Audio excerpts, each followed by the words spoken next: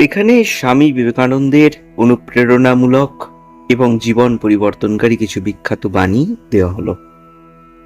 আত্মবিশ্বাস ও শক্তি সম্পর্কে উনি বলেছেন, ওঠো, জাগো এবং যতক্ষণ না লক্ষ্য অর্জিত হচ্ছে ততক্ষণ থেমো না। সব শক্তি তোমার ভেতরে আছে, তুমি সব কিছু করতে পারো।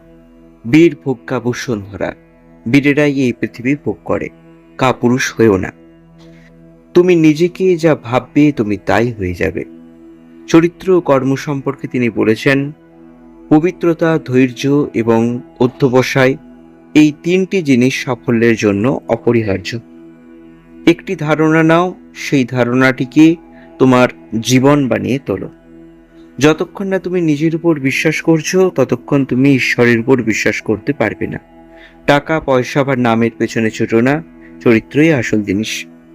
মানব সেবা ও ধর্ম সম্পর্কে তিনি বলেছেন, জীবে প্রেম করে যেই জন সেই জন সেবেছে ঈশ্বর। দরিদ্র, মূর্খ ও অজ্ঞ লোকেরাই তোমার ঈশ্বর হোক, তাদের সেবাই পরম ধর্ম। জগতে যদি কিছু পাপ থাকে তবে তা হলো দুর্বলতা বা কাপুরুষতা। সত্যের জন্য সবকিছুকে ত্যাগ করা যায়, কিন্তু কোনো কিছুর জন্য সত্যকে ত্যাগ করা যায় না।